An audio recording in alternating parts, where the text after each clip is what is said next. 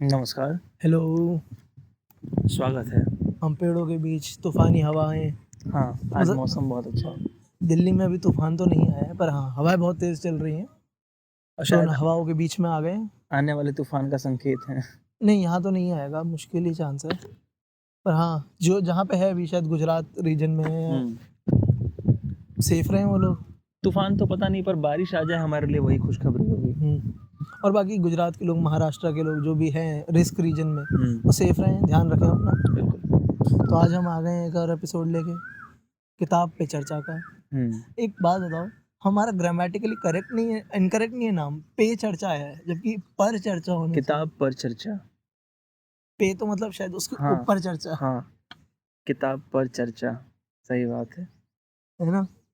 कमाल है। कभी ग्रामर पे ध्यान नहीं दिया, साहित्य की बातें करते करते। और कोई नहीं। इवन जो मेरा दूसरे वाला है, हाँ, मास्टर ऑफ सम है, जबकि इसमें 2 लोग हैं, हाँ, तो मास्टर्स ऑफ सम होना चाहिए। Masters of some. तो शायद ग्रामर ही है मेरा एंटागोनिस्ट दुनिया में सबसे बड़ा। आज अचानक से गलतियाँ कैसे याद आने लग गई भाई तुम्हें? भाई ऐसी होता है जब कहीं पे आपका सफ़र ख़त्म हो रहा होता है, तो गलतियाँ ही याद आती हैं इंसान को। हाँ, शायद करेक्ट। तो आज हम शुरू करते हैं किताबों के साथ। छोटी-छोटी 2 किताबें, छोटी वाक़ई छोटी किताबें हैं छोटी in the size, and in content. हाँ, पर ख़्याल में बड़ी। हाँ, ख़्याल में बहुत बड़ी। हाँ, दोनों किताबें। सो गगनचुंबी।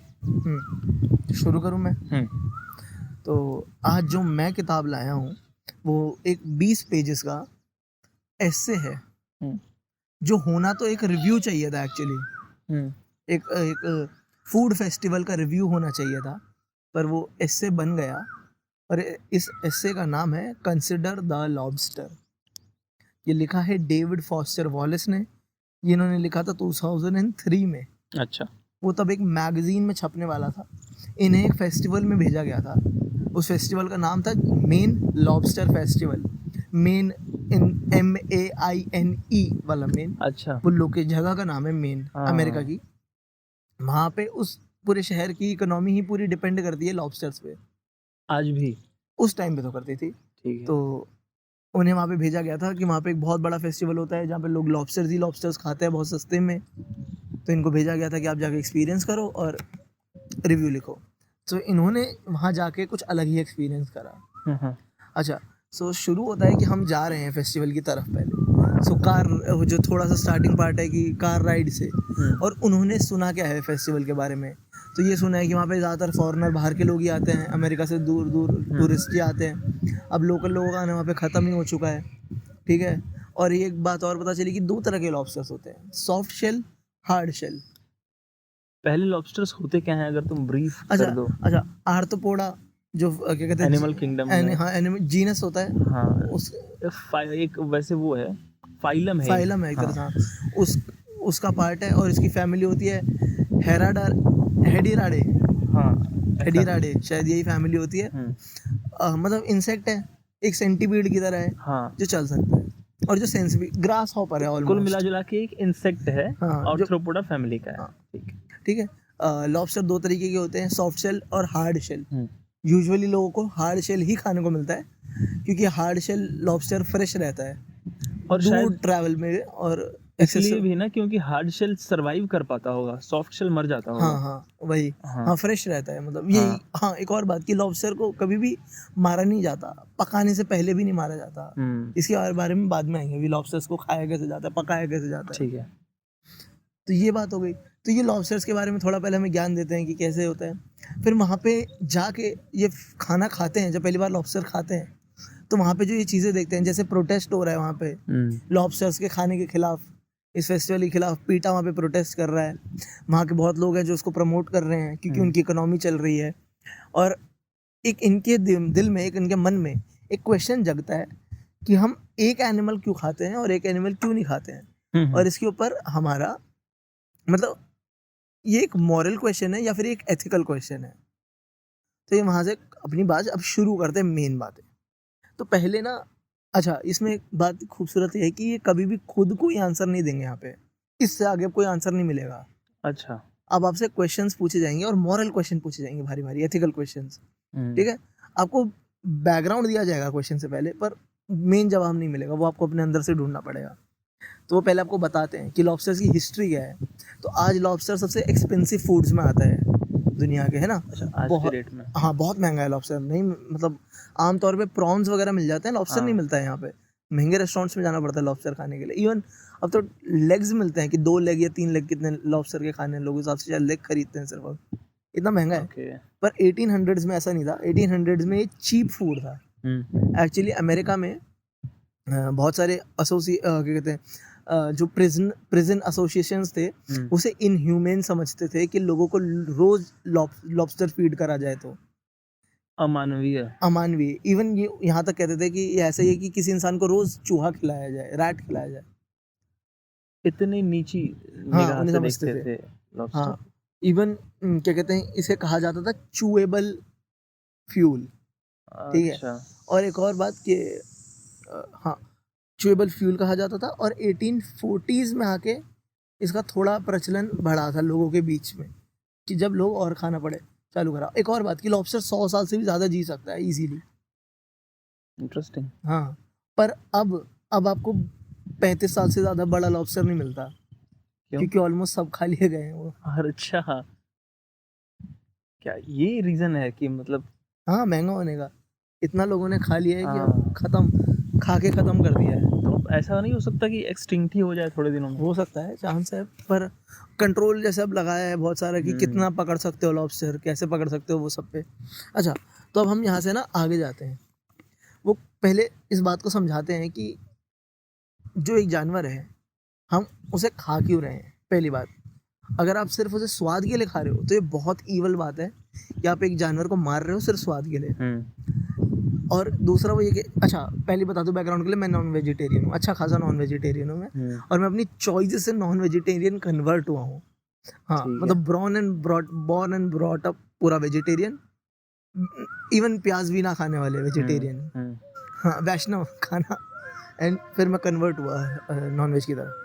सो हाँ, मेरा फिर वो मॉरल उस हिसाब से दिखेगा यहाँ पे ना, मैं बात जो करूँगा। एक बायस दिखेगा। हाँ, तो ये पहले बात करते हैं। अब जैसे क्रूअल्टी को दिखाते हैं कि हम कैसे क्रूअल्टी करते हैं जानवरों पे। तो एक एग्जांपल देते हैं, डी बीकिंग। अच्छा। जो चिकन्स पे हम करते हैं।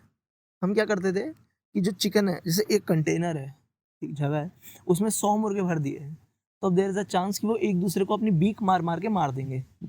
तो वो डी बीकिंग करते थे, उनकी बीक ही काट देते थे छोटी मुर्गियों की, ताकि वो कभी एक दूसरे को हार्म ही ना पहुंचाए। इसी तरीके से वो डी क्लॉइंग करते थे लॉबस्टर्स की, उनके क्लॉज काट देते थे ताकि वो एक दूसरे को पकड़ के हार्म ना कर सके। ये प्रैक्टिस आज भी चलती है ना मुर्गियों के केस में? हाँ, कुछ जगह चलती है अभी भी। पोल्ट्री फार्म्स में चलती हाँ, है। कुछ पोल्ट्री फार्म्स करते हैं अभी भी। वैसे इसे शायद इनह्यूमन कंसिडर करा जाता है, पर अनएथिकल कंसिडर करा जाता है शायद, पर पता नहीं करते हैं कितना करते हैं। तो पहले आपको इस यहाँ पे समझा दे, देखो कि प्रोसेसिंग में पीछे ही इतना जुल्म हो गया है। फिर अब वो आपको थोड़ा आगे और लाते हैं कि लॉबस्टर को पकाने का प्रॉब्लम क्या है। तो लॉबस्टर को आप मारते नहीं हो कभी भी। सो आपको जब लेके आते हो ना खरीद के लॉबस्टर, तो आप मरा हुआ लॉबस्टर नहीं लेके आते हो, जिंदा। आपको जिंदा लॉबस्टर लाना पड़ता है। और लॉबस्टर को पकाने का सबसे बड़ा प्रॉब्लम एथिकली यही है कि आपको जिंदा लॉबस्टर पानी में डालना पड़ता है उबलते हुए, और वो 10 मिनट तक तड़पता है, और वो कंटेनर के लिड को कॉन्स्टेंटली मार रहा होगा, और आपको सुनना पड़ेगा। पर एक सवाल है मेरा, जैसे लॉबस्टर को पानी में डाल के 10 मिनट तड़पाएं इसलिए कि वो 10 मिनट में मरेगा। हाँ, तो मार के ही अगर पानी में डालें तो क्या अब आते इसमें हैं दिक्कत क्या है? अब आते हैं इसमें। हाँ, ठीक है। अब वो इसका सेकंड वर्जन यही बताते हैं कि अच्छा, अब आप सोचोगे क्यों ना डालने से पहले बस मार दो। और क्या? तो इससे एक बहुत इंटरेस्टिंग बात बताते हैं कि लॉबस्टर का हमारी तरह सेंट्रलाइज नर्वस सिस्टम नहीं है। ठीक है, तो उसके पास हमारी तरह सेरेबेलम नहीं है, फ्रंटल लोब नहीं है, तो उसके जो न्यूरॉन नर्व है ना, वो पेरिफेरीज में है। तो अगर आप एक सेंट्रल नर्व काट भी देते हो ना मारने के लिए, तो उसे स्टिल पेन फील होता ही होता है। तो अब यहाँ पे हम ये वाला भी नहीं कर सकते हैं। मतलब हमारे जैसा सेंट्रल नर्वस सिस्टम नहीं है कि एक जगह से स्विच बंद किया तो पूरी पूरे बॉडी खत्म। का हाँ, बंद होगा। हाँ, ऐसा नहीं है। हाँ, मतलब हमारे में होता है स्पाइन तोड़ दिया तो खत्म। हाँ, या लंबर में एक इंजेक्शन लगा दिया हाँ, जनरल एनेस्थीसिया का, तो पूरी बॉडी से पेन खत्म। हाँ, इनके हाँ, साथ ऐसा नहीं है। इनके साथ इनके अलग अलग हाँ, नोड्स हैं पूरी बिल्कुल, बॉडी मैं में, यही समझना चाह रहा तो था। वो पेन अलग अलग जगह फील स्टिल करेंगे। तो ये भी कॉम्प्लिकेशन है, मतलब ये तो मॉरल प्रॉब्लम हो ये गया। है ही। अब कुछ शेफ्स पता क्या करते थे, इसको इस तरीके से समझते थे कि ठीक है, मैं अगर उसका एक मेन नर्व काट रहा हूँ पर स्टिल उसे पेन फील हो रहा है, पर मैं रिस्पॉन्सिबिलिटी ले रहा हूँ उसके मरने की, अपने हाथ से मार के, क्योंकि ये फिर ह्यूमैनिटी कहीं ना कहीं इंसान की जगाती है कि तुमने अपनी जान दी मेरा पेट भरने के लिए, पर उसे पानी में डाल के छोड़ देना ना तड़पने के लिए, वो ऐसा लगता है कि हाथ झाड़ लेना है रिस्पॉन्सिबिलिटी से उसके मरने का। अच्छा, इसको पकाने का एक बहुत इनह्यूमन तरीका जो इंग्लैंड में यूज होता था, लोग जिंदा लॉबस्टर को माइक्रोवेव में डाल देते थे। अच्छा, तो अब हम ये सब प्रॉब्लम देख लिया कि इसको पकाना भी प्रॉब्लम है। ऐसा कोई तरीका ही नहीं है कि लॉबस्टर को तुम बिना पेन पहुंचाए पका सको, तो फिर आप क्या करोगे? और यही बात आती है, यही आखिरी क्वेश्चन भी है कि मैं वो ये कहते हैं कि मैं आपसे क्वेश्चन नहीं कर रहा हूँ, मैं जस्ट क्यूरियस हूँ और मैं जानना चाहता हूँ आपसे कि आप इस हालात में क्या करोगे, आपका मॉरल एथिकल, अच्छा ये सब मॉरल क्वेश्चन नहीं कहते हैं कभी भी, आपका एथिकल क्वेश्चन, आपकी आत्मा इसके लिए क्या कहती है? क्या आप एक जानवर को तड़पाओगे या उस पर जुल्म करोगे उसे खाने के लिए? क्या ये एक तरीका हो सकता है राइटर का खुद को छुपाने का, कि आपको वो जवाब नहीं देता है और आपसे पूछता है, क्योंकि जवाब तो उसके पास भी होगा ही। अच्छा हाँ, है एक्चुअली, और वो वेजिटेरियन ही थे खुद। हाँ, वो खुद कन्वर्ट हुए थे वेजिटेरियनिज्म पे, पर वो ऐसा दिखाना नहीं चाहते थे कि मैं अपना बिलीफ तुम पे थोप रहा हूँ कि भैया मैं वेजिटेरियन हूँ, तुम्हें भी वेजिटेरियन, एक प्रमोशन कर रहा हूँ वेजिटेरियनिज्म का, मैं बस आप पे क्वेश्चन छोड़ रहा हूँ, क्योंकि आप अगर सोच लो। वो आंसर करते तो इस बात की पूरी संभावना है कि रीडर को पसंद ना आए आंसर, हाँ, या रीडर या को फिर लगे कि हाँ, ये ठीक यूजुअली नहीं है। वो लगता है फिर वो सर्विंग होता है कि बस प्लेट पे आंसर सर्व करके दे दिया, उसका खुद का थिंकिंग ना हो पाए, क्योंकि जब शायद रीडर खुद लॉबस्टर खरीदे पकाने के लिए, या कहीं पकते देखे या कोई और जानवर पकते देखे, तो शायद उसके अंदर वो क्वेश्चन फिर जाएगा कि यार should I do it? Correct. तो ये मुझे इसकी बहुत कमाल बात लगी कि इन्होंने कैसे, अच्छा इसमें ना एक और हमें वर्जन दिखाते हैं जो सामने वाली साइड का आर्ग्यूमेंट है। अभी हमने सिर्फ एक साइड से बताया कि जानवरों पे जुल्म हो रहा है, वही दूसरी साइड से भी बताते हैं कि हमने इसका एक नाम था इस हैबिट का, मैंने इंस्टाग्राम पे स्टोरी पे लिखा था, इसको कुछ कहते हैं, इसमें होता है कि हम ह्यूमन इमोशंस एट्रीब्यूट करते हैं एनिमल्स पे। अच्छा। तो जैसे तू और मैं, हम ह्यूमन हैं, हम जैसे सफरिंग फील करते हैं, पेन फील करते हैं, एक एनिमल शायद ना कर पाए। शायद हम सफर कर सकते हैं, सफरिंग समझ रहे हो, फर्क पेन और सफरिंग में? बिल्कुल बिल्कुल। तड़पना, हाँ। शायद एक जानवर तड़पता नहीं है, लॉबस्टर तड़पता नहीं है, पर वो पेन फील करता है, वो पर सफर नहीं करता पेन को। हाँ, पर शायद हमारा ह्यूमन इमोशंस का उस पर डालना लॉबस्टर का, कि उसे हमारी तरह तड़पन होती होगी, वो शायद बार बार क्वेश्चन करता होगा कि मेरे साथ क्यों, ये शायद उसके साथ नहीं होता होगा ना, ये हमारा इम्पोजिशन है उसके ऊपर। हाँ, तो वो इसको भी क्रिटिक करते हैं कि ये गलत है, क्योंकि एक जानवर शायद उतना डेवलप्ड है ही नहीं, कोई पर्टिकुलर जानवर। हाँ, क्योंकि एक थॉट प्रोसेस चाहिए सफरिंग के लिए। क्योंकि एनिमल किंगडम भी एक हायरार्की में डेवलप्ड है ना। बिल्कुल। तो शायद जो नीचे वाले जो जानवर हैं, जैसे इंसेक्ट्स, आर्थ्रोपोडास हो गए, हमारे इंसेक्ट्स हो गए, और ये जो फ्रॉग्स हो गए, ये सब शायद ये चिकन से इतना पेन फील नहीं कर पाते होंगे, इतना अंडरस्टैंड नहीं कर पाते होंगे सफरिंग को, जितना शायद एक कैटल कर सकती है या एक क्योंकि गोट कर पाएगी, या इवोल्यूशन के सबसे हाईएस्ट पायदान पे बैठे हैं ना, तो हम ये सब सोच पाते हैं। और ये कहीं ना कहीं शायद मुझे लगता है कि हमारा वहां तक पहुंच जाना एज अ स्पीशीज पूरा, ये हमारा ड्यूटी बना देता है कि हम दूसरे जानवरों के लिए भी इतना सोच के चलें। बिल्कुल। हाँ, है ना। तो ये बात मुझे ऐसे की बहुत अच्छी लगी कि कहीं पे भी ऐसा नहीं दिखाता है कि मैं तुम पे एक आइडिया थोप रहा हूँ, पर एक आइडिया आपको इंट्रोड्यूस ज़रूर करा रहे हैं। कि ऐसा होता नहीं कि आप किसी को कुछ इंटरेस्टिंग बात बताओ और फिर बोलो जाके सोचना घर पे। हाँ, एक उसके अंदर सवाल छोड़ देना। हाँ, जो एक अच्छे टीचर की हैबिट होती है। बिल्कुल बिल्कुल। हाँ, क्यूरियोसिटी छोड़ देना किसी और के अंदर। ये मुझे इस ऐसे की बहुत अच्छी बात लगी, और बहुत, क्योंकि बहुत कॉम्प्लिकेटेड बात है, और शायद इंडिया में लोगों को ना लगे। एक्चुअली इंडिया वैसे शायद मेजॉरिटी इंडियन नॉनवेज ईटर है, 60% इंडियन शायद नॉनवेज ईटर हैं, ठीक है, बट स्टिल नॉर्थ इंडिया में मोस्ट ऑफ द पॉपुलेशन जो रह रही है हिंदी स्पीकिंग, जो हमारी ऑडियंस है, वो वेजिटेरियन ही है। तो वहाँ पे तो शायद ये पॉसिबल है ऐसा सवाल करना कि क्या नॉनवेज खाना आपका सही है या ये वो, पर अमेरिकन तो हेवीली नॉन वेजिटेरियंस है वो तो। हाँ उनका तो फूड सप्लाई सब चली ही बिल्कुल। एनिमल किंगडम, एनिमल्स पर है ना। और ज़्यादातर तो हम ही सप्लाई एक्सपोर्ट करते हैं मांस। हाँ उनको, हाँ, हाँ इंडिया मतलब एक बहुत बड़ा सप्लायर है मांस का। सेकंड हाँ कैटल भी बिल्कुल, सप्लायर है बफेलो वर्ल्ड। का और हाँ इन सब इवन, का। हाँ सबका सप्लायर हम्म, सबसे बड़ा ब्राजील है, और फिर पिग का, बफेलो का हम बहुत बड़े हाँ सप्लायर हैं। हाँ। हम्म, तो वहाँ पे शायद ये क्वेश्चन पूछना और डिफिकल्ट होगा, या फिर क्योंकि उनके लिए नॉर्मलाइज्ड है ना वो इतना, और मेजोरिटी ऑफ द पॉपुलेशन भी ज़्यादा ही। ये मैं बहुत क्लीशे एक बात कहना चाहूँगा यहाँ, हम्म, जिस पे बहुत चर्चा पहले ही हो चुकी है, पर फिर भी एक वैल्यू सिस्टम की बात होती है कि हाँ जैसे हम अमूमन कहते हैं कि मर्डर करना गलत बात, हाँ किसी की हत्या नहीं करनी चाहिए। बिल्कुल। पर हमारे फैमिली के मेंबर्स पे कोई गन पॉइंट लगा के और हमसे कहे कि मर्डर करो, तो शायद वहाँ हम मर्डर करेंगे। हाँ हाँ हाँ तो यहाँ हमारी वैल्यू कंप्रोमाइज हो गई। हाँ। तो या तो हाँ ये वही है कि हम किसी क्राइम को कैसे इसके ऊपर एक बहुत इंटरेस्टिंग उनका है स्लावो जिजेक का। हाँ। तो वो कहते हैं कि हर इंसान, वो कितना भी नॉन वायलेंट हो, कोई भी रिलीजन कितना भी नॉन वायलेंट हो, कोई बिलीव कितना भी नॉन वायलेंट हो, वो कहीं ना कहीं से एक तरीका जरूर ढूंढेंगे कि वो अपने केस में वायलेंस को जस्टिफाई कर सके। जस्टिफाई कर सकें, तो एग्जैक्टली। इसमें एग्जांपल देते हैं कि बुद्धिस्ट मॉन्क जो होते हैं, वैसे वो बहुत नॉन वायलेंट है, जानवरों पे भी नहीं, जुल्म इंसेक्ट्स पे भी नहीं, पर उनके पास भी एक तरीका होता है कि वो अपने आप को ऑब्जर्वर मान लेते हैं। जब ज़्यादा मेडिटेट कर लेते हैं ना वो, और बहुत हायर उस पर चले जाते हैं, तो अपने आप को ऑब्जर्वर मानते हैं अपनी बॉडी का भी। ये जो मेरी बॉडी भी कर रही है, हाँ। ये अकेली मैं नहीं कर रहा हूँ, ये खुद कर रही है, मैं बस ऑब्जर्व कर रहा हूँ।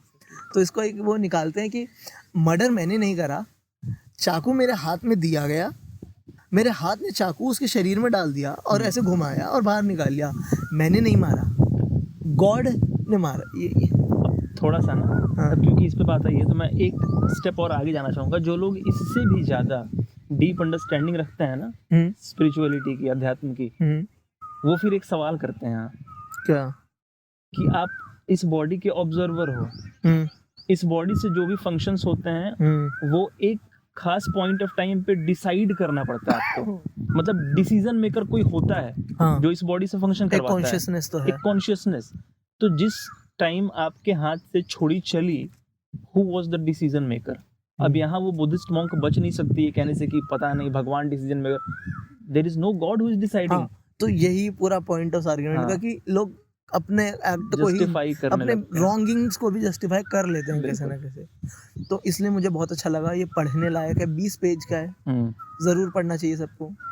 अब आदित्य भाई आप अच्छा, खत्म। कदम आपके क्वेश्चन के साथ छोड़ के जा रहा हूँ मैं सबको काफी डीप था कि आपको क्या लगता है कि मतलब इतना सरफेस लेवल पे भी नहीं है ये। हाँ इससे काफी अच्छा है, डीप है। आप सोचने बैठे तो इस पे 1000 सवाल निकलेंगे। हाँ तो अब आप मेरा तो बिल्कुल अपोजिट है कुछ किताब। हमारे देश के दूसरे राष्ट्रपति, दूसरे नहीं दूसरे तो डॉक्टर सर्वपल्ली राधाकृष्णन थे। नहीं, हाँ, हमारे देश के पूर्व राष्ट्रपति डॉक्टर एपीजे अब्दुल कलाम की लिखी हुई एक किताब है इग्नाइटेड माइंड्स। इग्नाइटेड माइंड्स, ज्वलनशील मन। मैं नहीं जानता कि इसका शुद्ध ट्रांसलेशन क्या होगा, पर अगर आप सोचें कि इग्नाइटेड माइंड्स नाम से क्या है, क्या इस किताब में कंटेंट होगा, क्या कहना चाहते हैं डॉक्टर साहब, तो जैसे विंग्स ऑफ फायर उनकी एक किताब है, अग्नि की उड़ान, वैसे ही इग्नाइटेड माइंड्स में वो कहते हैं कि आपके मन में, आपके दिमाग में हमेशा ऊपर उठने के लिए, कुछ अच्छा करने के लिए, कुछ ऊंचा करने के लिए एक आग जलनी चाहिए। ठीक है। उस आग को वो नाम देते हैं ड्रीम का। अच्छा। वो कहते हैं कि आप कुछ भी हो या ना हो, पर एक ड्रीमर होना बहुत जरूरी है। ठीक है। क्योंकि ड्रीम्स ही हमें वो रास्ता दिखाती हैं आगे बढ़ने का। कि अंटिल आप ड्रीम नहीं करेंगे, आपके अंदर एक खास तरह का थॉट प्रोसेस डेवलप नहीं होगा, और तब तक आप उस पर एक्ट नहीं करेंगे। ठीक है। और जब तक एक थॉट प्रोसेस डेवलप नहीं होगा, आपकी एनर्जीज भी चैनलाइज नहीं होंगी उस तरफ जाने के लिए। अगर उदाहरण से समझाया जाए तो अगर मैं किसी पानी के फ्लो को 25 भागों में बांट दूं, तो अब उसके पास कोई एक रास्ता नहीं है आगे बढ़ने का, वो हर तरफ फैल जाएगा। पर अगर मैं एक तरफ, जैसे अगर एक ही रास्ता दूर से जाने के लिए, तो वो पूरे फोर्स के साथ, पूरी एनर्जी के साथ उधर की तरफ जाएगा, पूरे पोटेंशियल को एक डायरेक्शन में ही यूज करेगा। तो कहने का मतलब ये है कि ड्रीम अगर आप करते हैं तो थॉट प्रोसेस आपकी एनर्जीज को चैनलाइज करती है वो ड्रीम एकम्प्लिश करने के लिए। तो मेन इस किताब का जो सेंट्रल पॉइंट है ना, थीम जो है वो यही है कि आपको ड्रीमर होना चाहिए। अच्छा। इसके बाद क्योंकि बहुत ऑनेस्ट, बहुत लेबोरियस किस्म के इंसान थे डॉक्टर साहब, तो उन्होंने देश के बारे में भी कई बातें की हैं कि भारत क्यों पिछड़ा रह गया, और इसके लिए जो सबसे बड़ा कारण उन्होंने बताया है वो है टॉलरेशन। हमारे अंदर, भारतीयों के अंदर जो सहनशीलता है ना, अच्छा। टॉलरेंट पावर सो कॉल्ड, जिसको हम एक एट्रीब्यूट की तरह देखते हैं कि ये एक खासियत है भी। टॉलरेंस, हाँ, टॉलरेंस टॉलरेंट होना होना अच्छी जरूरी बात है, है, हाँ। पर एक लेवल के बाद अगर या फिर टॉलरेंस, या फिर हम ऐसे कर सकते हैं कि किस तरफ टॉलरेंट है, हाँ, जुल्म की चॉइस तरफ की बात टॉलरेंट आती है, है, हाँ, या फिर अब किसी बिल्कुल। और की तरफ जुल्म हो तो रहा है यही उसको। यही वो ये भी कहते हैं कि यही टॉलरेंस है ना जिसने हमें सदियों तक गुलाम रखा, अच्छा। क्योंकि गुलामी के बाद भी हम टॉलरेट करते रहे गुलामी को। हमें ये एक्सेप्ट करने में टाइम लग गया कि हम गुलाम हैं, और इसके पीछे टॉलरेंस का ही वो सबसे बड़ा वो दिखाते हैं कि टॉलरेंस बहुत।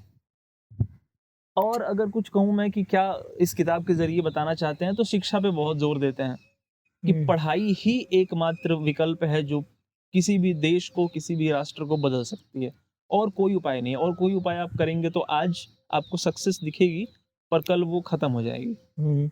एक स्टेबल परमानेंट उपाय जो है वो सिर्फ एडुकेशन प्रोवाइड कर सकती है। आप शिक्षित करें अपने, और ये अच्छा कंप्लीट हाँ, कर लो। वही देश के बच्चों को। और सब जानते हैं कि कलाम साहब बच्चों से प्यार करते थे, हाँ। बच्चों से बातचीत करते थे, बच्चों के बीच रहना चाहते थे। और ये किताब भी मेजरली बच्चों के लिए ही है ना? बच्चों के लिए, या जो भी कुछ करना चाहता है अच्छा, मोटिवेशनल किताब कह सकते हैं इसे? कह सकते हैं, पर मोटिवेशन से भी ज्यादा अंडरस्टैंडिंग है इस किताब में। अच्छा, अच्छा, फिर अच्छी बात है। हाँ, मोटिवेशन सिर्फ नहीं, मोटिवेशन तो मतलब मैं कहूँ हाँ, कि किसी को यही बोलना हुआ ना कि बस हो जाएगा, कर बस हो लोगे। जाएगा, कर लोगे, ये नहीं है। बहुत ग्राउंडेड बातें हैं, अच्छा। डेली लाइफ से उठा के बता रहे हैं कि क्या क्या है, क्या क्या नहीं करना है, कैसे करना है। जैसे कहते हैं कि किसी भी राष्ट्र का डेवलपमेंट, किसी भी कंट्री की डेवलपमेंट तब तक नहीं हो सकती जब तक उसके जो एजेंसीज हैं, गवर्नमेंट एजेंसीज, डिपार्टमेंट्स जो हैं गवर्नमेंट के, हाँ, हाँ, वो, सब इदारे। हाँ, वो कंपार्टमेंटलाइजेशन में काम करें। मतलब जैसे हायरार्कीज में? नहीं, हायरार्की तो होनी जरूरी है, अच्छा। बिना हायरार्की के तो काम नहीं चलेगा, पर कंपार्टमेंटलाइज हो जाए। जैसे कि अगर एक डिपार्टमेंट एक्स है, एक वाई है, ये दोनों एक दूसरे से बिल्कुल मुख्तलिफ काम करें, एक दूसरे को जाने ना, समझे ना, एक दूसरे में इन्वॉल्व ना हो, इसको वो कह रहे हैं कंपार्टमेंटलाइजेशन अच्छा। Of departments. अच्छा। अगर ये रहेगा ना सोसाइटी में, तो डेवलपमेंट पूरे जोर शोर के साथ नहीं हो पाएगा। अच्छा। अगर एक्स को जरूरत पड़ रही है तो एक टाइम पे वाई को भी इन्वॉल्व होना पड़ेगा इसके साथ। आप ये नहीं कह सकते कि नहीं मेरा काम तो ये है। जैसे अच्छा, कि हम तो देखते हैं, मिलजुल के काम करना चाहिए हाँ, डिपार्टमेंट्स को, ये कह रहे हैं। संगठन कह रहे हैं कि एक दूसरे की मदद करो, अच्छा, एक दूसरे का हाथ थामो आगे बढ़ने में। ठीक जैसे है। हम अगर इसको छोटे से एग्जांपल से समझें, हम कहीं जाते हैं कुछ करने बैंक में, और कुछ करना नहीं है, सिर्फ एक मुहर लगाना है, एक कागज पे एक मुहर लगाना, मुहर वहां रखा है, और जो वहां क्लर्क है ना, वो ये कह रहा है कि ये मेरा काम नहीं है। तो हमारे मन में थोड़ी सी खीज उठती है ना कि यार काम ही क्या है, एक कुछ नहीं करना है, एक स्टैंप लगा देना है। अब इसके लिए मैं 10 दिन वेट करूं कि वो साहब आएंगे तो स्टैंप लगाएंगे। कहने का एक आशय जो है मेरा, हाँ, समझ वो गया, ये है कि हाँ। अपने आप को कंप्लीटली बाइफरकेट कर लेना किसी एक चीज से, ये ठीक नहीं है। इसकी बात वो कर रहे हैं कंपार्टमेंटलाइजेशन में। तो कह रहे हैं कि इसको हटाना पड़ेगा, यूनिटी लानी पड़ेगी। तो शिक्षा, यूनिटी, ड्रीम, जो यंग माइंड्स हैं उनका ड्रीम करना बहुत जरूरी है। और लीडर्स, अगली बात कहते हैं कि लीडर्स का चुनाव बहुत इंपॉर्टेंट है। लीडरशिप, आप किसको लीडर बनाते हैं, समाज उसी दिशा में आगे बढ़ने लगता है। जैसे हमें देखने को मिलता है कि आजकल गैंगस्टर्स को बहुत लोग जैसे हीरो मानते हैं। तो इसका रिजल्ट क्या होता है कि इस एज ग्रुप के जो लड़के हैं ना, वो उसको कॉपी करने लगते हैं, वो उसको इमिटेट करने लगते हैं, क्योंकि उन्हें लगता है कि अगर उदाहरण के लिए कोई एक्स आदमी है जो गैंगस्टर है, जिसके पास गन है, आगे पीछे 10-20 लोग चलते हैं, किसी को गोली मार देता है, और उसको अगर हम हीरो बना देंगे ना समाज का, तो 20 साल का लड़का भी यही सोचेगा कि मुझे भी ऐसा ही बनना है। अच्छा, मुझे भी हीरो अगर बनना है तो मुझे एक गैंगस्टर बनना पड़ेगा। मेरे पास भी वो रुतबा होगी कि मैं गाड़ी से चलूंगा, पीछे 10 गाड़ियां चलेंगी, मेरे पास एक गन होगी, मैं किसी को मार सकता हूँ, मैं किसी से ऊंची आवाज में बात कर सकता हूँ। तो जिसको आप लीडर बनाते हैं, समाज उसी दिशा में आगे बढ़ने लगता है। तो कह रहे हैं कि लीडर्स का सही चुनाव बहुत जरूरी है यंगस्टर्स के लिए, और वो चुनाव करने में मदद सिर्फ स्कूल टीचर्स और पेरेंट्स कर सकते हैं, क्योंकि एक बच्चा बचपने में नहीं जानता कि क्या करना सही है, क्या करना गलत है। तो उसको जो लोग रियर करते हैं, उसको जो लोग नर्चर करते हैं, उनकी जिम्मेदारी बनती है कि वो उसके दिमाग में सही लीडरशिप डालें, सही चुनाव की शक्ति डालें कि वो चुनाव सही करे अपने जीवन में। ये बातें हैं, ठीक है, मेनली ये बातें हैं उस किताब में। बाकी उनके पर्सनैलिटी की तो क्या ही बात की जाए। एक छोटी सी कहानी मुझे बहुत अच्छी लगी इस किताब में कि एक बार वो अपने आँख के ऑपरेशन के लिए एक हॉस्पिटल में गए थे, साउथ में किसी हॉस्पिटल में गए थे। तो रिसेप्शनिस्ट उन्हें नहीं पहचानती थी, पता नहीं कैसे रिसेप्शनिस्ट थी कि नहीं पहचानती थी। तो वो गए और पेमेंट की बारी आई तो उन्होंने कहा कि मेरे पास चेक है, कैश नहीं है। तो रिसेप्शनिस्ट ने कहा कि सर चेक नहीं हो पाएगा, कैश ही देना पड़ेगा। तो उन्होंने बहुत मशक्क़त करी और कहीं से कैश का इंतज़ाम करा और अपना ऑपरेशन करवाया। बाद में जब दिल्ली आ गए तो डॉक्टर का फ़ोन आया कि sir I am very sorry for not recognising you, कि बहुत बड़ी गलती हो गई हमसे। तो अब सोचो कि एक आदमी जो इतना पावरफुल है, वो ये बता भी नहीं रहा है कि वो कौन है, वो उसी प्रोसीजर को फॉलो कर रहा है जिस प्रोसीजर को आम आदमी भी फॉलो कर रहा है। हाँ, अच्छी बात है। तो कह सकते हैं कि पर्सनालिटी वाइज तो बहुत ग्रेट थे कलाम और ये अच्छा भी है, अच्छा एग्जांपल सेट करना है ना। हाँ, अच्छा एग्जांपल सेट करना है कि वीआईपी नहीं है कोई भी। हाँ, कि वीआईपी नहीं है कोई। तो ये चीज़ें हैं। बाकी मैं ये रिकमेंड करना चाहूँगा कि अगर आप कुछ भी करना चाहते हैं, थोड़ा भी अगर मोटिवेशन चाहिए या सही गाइडेंस चाहिए, ऐसा होता है ना कि घर के बड़े जो बहुत अनुभवी लोग होते हैं, जिन्होंने जीवन में बहुत कुछ अचीव करा है, उनसे कुछ सुनना, उनसे कुछ सीखना। तो अगर ये सब आपके मन में है तो ये किताब आपके लिए है, वो ये किताब पढ़नी चाहिए। तो आज की 2 किताबें, हाँ, consider the lobster and ignited minds. धन्यवाद सुनने के लिए। धन्यवाद। फिर मिलेंगे अगले हफ्ते।